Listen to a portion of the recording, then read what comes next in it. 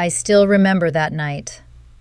3 quick knocks at the door, sharp, restless, like my heartbeat when it wakes me up too fast. It was close to 9. The rain had just stopped, and the smell of wet earth still hung in the air. I walked to the door, ran my fingers through my hair, glanced at the mirror. A tired face looked back. It had been 3 years since my husband was gone, but some nights I still caught myself waiting for the door to open, for the sound of his steps in the hallway. When I opened the door, Antoine was there. Tall, soft smile, bright eyes. "Hi, Mrs. Clara," he said. "Lucas told me he might be late. He said I could wait here, if that's okay." I hesitated for a moment. "No, it's fine. Come in. It's still cold out." His cologne mixed with the scent of tea and old wood that lingered in the house. It had been years since the air here had carried the smell of youth. "Sit down," I said. "Lucas usually doesn't take long." He sat in the armchair by the fireplace, the one Lucas always used. Strange how something small inside me shifted, like a bird waking up from a long sleep. I brought him some tea. He smiled and said, "Your house is so calm, Mrs. Clara." "Like no one's ever yelled in it?" I laughed. "Calm or silent? Sometimes I'm not sure there's a difference." My eyes caught the framed photo of my husband, his smile, still alive in that picture. Antoine stood up and walked over to my bookshelf. He picked up a copy of Camus. "You read Camus?" "Sometimes," I said, "when I'm too tired to talk to people. Books don't judge." He smiled. "Me too. But you don't seem like someone who gets tired of people." My voice caught. "You think I don't get tired?" He shook his head. "No. I think you're just waiting for something to bring you back to life." That sentence hit me like a flash of light. Bring me back to life. I couldn't remember the last time anyone had said something like that to me. I looked at him. His hands rested on the book, hands of a 22-year-old, full of energy, full of restlessness. And there I was, across from him, carrying a whole world of memories and fears, feeling, for just a moment, like I'd slipped out of time. I asked, "How long have you and Lucas been friends?" 2 years, he said. "But honestly, feels like I've known you longer." I laughed. "Me? How?" "From what he says. He always talks about you. How you kept everything together after your husband passed.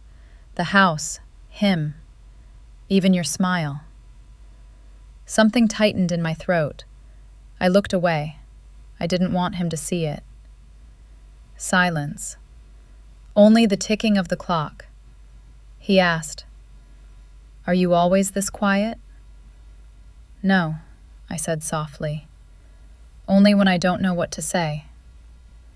"So you don't know now?" I looked at him. His gaze was direct, honest, but there was something behind it I couldn't read. Not desire, not disrespect, just curiosity. "Maybe because," I said, "it's been a while since anyone asked me anything." He smiled. Right then his phone rang. It was Lucas. "He says he's on his way, maybe half an hour," Antoine said. "All right," I nodded. "Then another cup of tea?" "Only if you'll drink with me," he said. I poured the tea. We sat facing each other. The warm light fell across his face. In that moment, an image flickered in my mind. Lucas at that age. My husband at that age. A strange blend of past and present. I felt myself sliding into a memory that wasn't real. In my head, I whispered, "Clara, be careful. He's just a boy. Your son's friend. You're the mother here, nothing more." But something inside me answered, "Not a mother, just a woman who forgot how to breathe." The rain started again. He looked at me and asked, "Can I ask you something?" "Go ahead," I said. "Do you still love him? Your husband, I mean." I took a deep breath. Love? I don't know. Maybe I've just gotten used to his absence. "I think you still love him," he said. "Because when you said his name, your voice shook." I closed my eyes. Everything blurred for a moment. He was right. That name still trembled somewhere deep inside me. But that night, something else had entered my house. A warmth, a new scent, a quiet pulse of life. I didn't know why, but I didn't want that night to end. And I had no idea that this simple visit was the beginning of a storm. The next morning, when I woke up, Antoine's scent was still in the air. Not strong, just a shadow of it, like the trace of a dream that fades right as you wake. I made some tea, sat by the window, and looked out at the yard. His footprints were still on the rug by the door. I laughed at myself, at the fact that I'd even noticed. "Clara, don't be stupid," I told myself. "He was just a guest, your son's friend." But that feeling, that look from last night, was still with me, like the faint echo of an old song that never really stops playing in the back of your mind. 3 days passed. Lucas was spending a lot of time with him again. The house was full of laughter and noise, like before. I was usually in the kitchen, smiling at the sound of their voices. But sometimes, when Antoine said something and I answered from the kitchen, our eyes would meet for just a second. Only a few seconds, but those seconds carried something I couldn't name. One afternoon, Lucas went out to run an errand. Antoine stayed behind, said he'd wait for him. I was clearing the table when he came into the kitchen. "Mrs. Clara, can I help you?" he asked. I said no thanks. Guests don't do chores. "But I like helping," he said. "When I'm here, it feels like a real home." That line went straight to my chest. I asked, "You mean your home isn't like that?" He paused for a moment. "No, my parents travel a lot. I mostly grew up alone." "I know what loneliness feels like," I said. "It's harder than people think." He looked at me. "You're lonely too?" I smiled. "I call it independence, not loneliness." "But your eyes say something else." I didn't answer.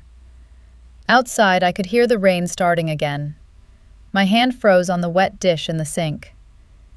"Antoine," I said quietly, "you shouldn't talk like that." "Like what?" "Like you're seeing something you shouldn't." He said, "But I'm just seeing." "Do you really think I shouldn't?" His gaze didn't waver, but I did. After he left that day, a strange heaviness stayed with me until night. It felt like there was a thin line drawn between us, a line that could disappear at any moment. A few days later, it was Lucas's birthday. We had a small party. Antoine came too. We laughed, took pictures, cut the cake. But in all that noise and light, I remember just one moment. When everyone else was talking, and across the table, Antoine looked at me. His expression was calm, but behind it, something hidden, something quiet, stronger than any word.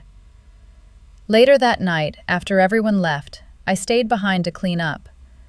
Lucas had gone out to drop off another friend. Antoine offered to help. I told him, "You don't have to." "You must be tired," he said. "I'm not tired. I just don't want to be alone." We started clearing the table. A plate slipped from my hand and shattered. We laughed. He bent down to pick up the pieces, and when he stood, he'd cut his hand. Without thinking, I took it in mine. I pressed a napkin to the cut, but for those few seconds, his hand stayed in mine. The warmth of his skin, the pulse beneath it. It was like a sudden current passing through me. He looked into my eyes and said, "You have no idea how beautiful you are when you're afraid."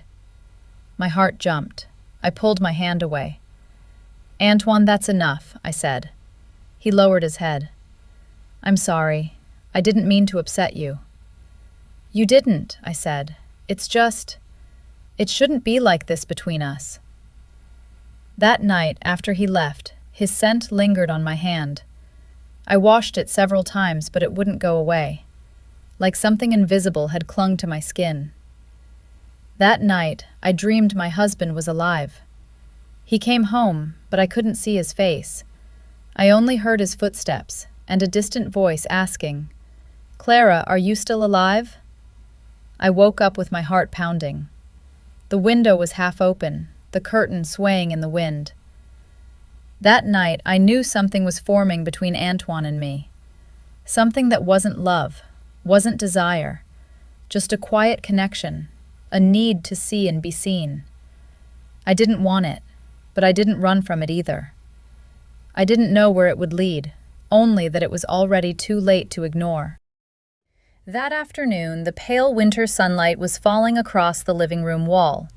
The air had a strange kind of stillness, neither calm nor tense, just waiting. Lucas had gone out, said he wouldn't be back till late. I was sitting by the window, a book open in front of me, though I hadn't read a single line. The doorbell rang. When I opened the door, Antoine was there, with that same quiet smile. He said, "Hi, Mrs. Clara. Am I bothering you?" I said, "No, come in. Lucas isn't home, but you can wait for him." He said, "I didn't come for Lucas." That sentence slipped under my skin like a cold breeze. I froze, just looked at him. He said, "I wanted to talk to you." I asked, "About what?" He said, "About me. About you, about what's between us." I walked toward the kitchen to make some tea, just to give myself time. My voice shook as I said, "Between us? There's nothing between us. We're just friends of Lucas, that's all." I heard his footsteps behind me getting closer. He said, "Maybe that's true for you, but I can't pretend anymore." I turned around and looked at him. That 22-year-old boy I thought was just looking for a second mother now had a different look in his eyes. Not innocent, not defiant, just real. I said, "Antoine, you might want to stop right there. Because this is dangerous." He asked, "For who? You or me?" I couldn't answer. The kettle was starting to boil, steam rising from it, yet I felt cold.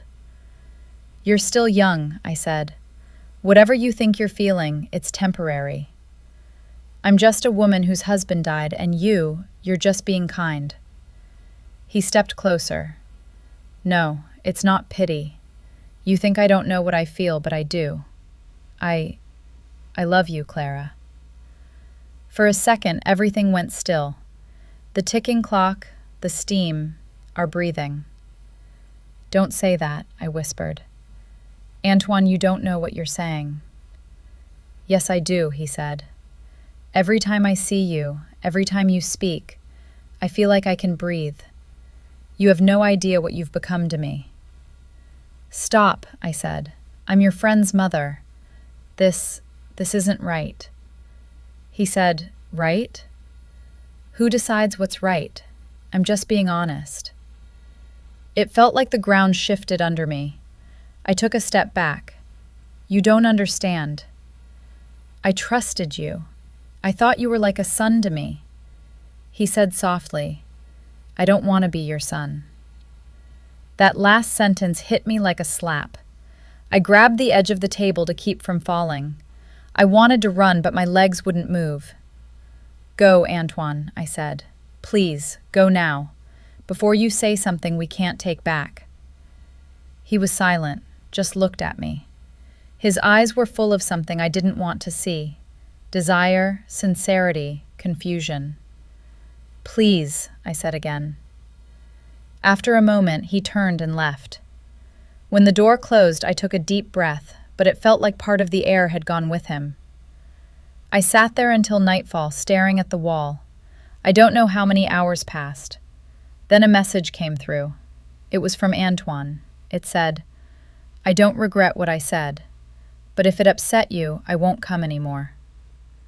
I didn't read it twice, I just turned off my phone. That night, when I went to my room, I looked at myself in the mirror. A 38-year-old woman with tired eyes, and somewhere deep inside them, a small, stubborn flame still burning, no matter how hard she tried to deny it. I told myself, "Clara, end this. End it before it ends you." But I didn't know then. The next day, he would come back. And that day, everything would change forever. The next morning, the sky was heavy and gray, and the air smelled of rain. I sat silently at the kitchen table, a cup of cold coffee in front of me, a dull ache in my chest, the kind you get when you already know something's about to happen. Around 10, the doorbell rang. My heart jumped. I walked to the door without even thinking. When I opened it, Antoine was standing there, his umbrella dripping, his hair wet. "I told you not to come," I said. "I know," he answered, "but I couldn't let silence be the ending. I needed to talk."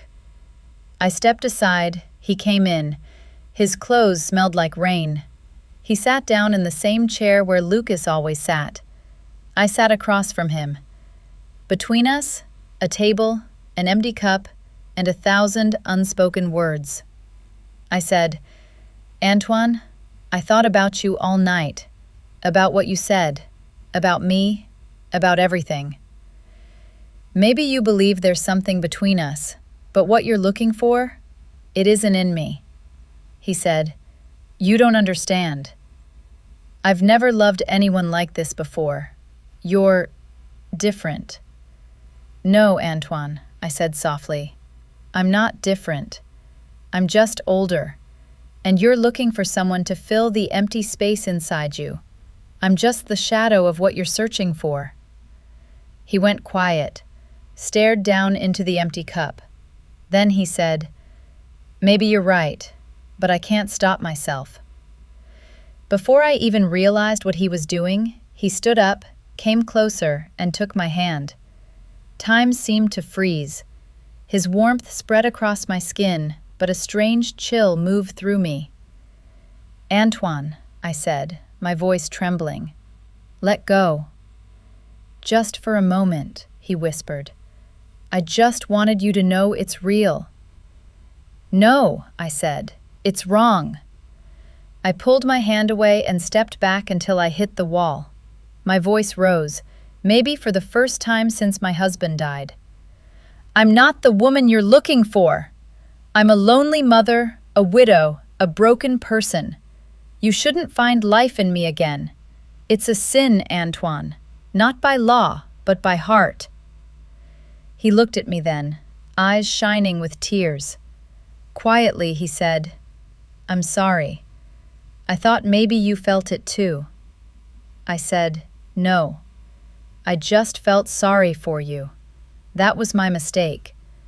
You confused compassion with affection, and I let it grow." He walked to the door without another word, but before stepping out, he turned and said, "I hope someday you can love again, Clara, without fear." Then he left. I stood there, listening to the silence settle back into the house. But this time, the silence was different. Not heavy, not bitter. Lighter somehow. Maybe because it was finally over. I walked to the window and pulled the curtain aside. The rain had started again. In the yard, his wet footprints still marked the ground. With my fingertip, I traced a line through the fogged glass, a thin streak of clarity cutting through the blur. And I thought, maybe this wasn't a love story after all. Maybe it was just a lesson. A reminder that some feelings are meant to stay quietly inside, because bringing them out can break a heart. I picked up my coffee cup, drank the cold coffee to the last drop, and there, in that silence and rain, for the first time in 3 years, I smiled.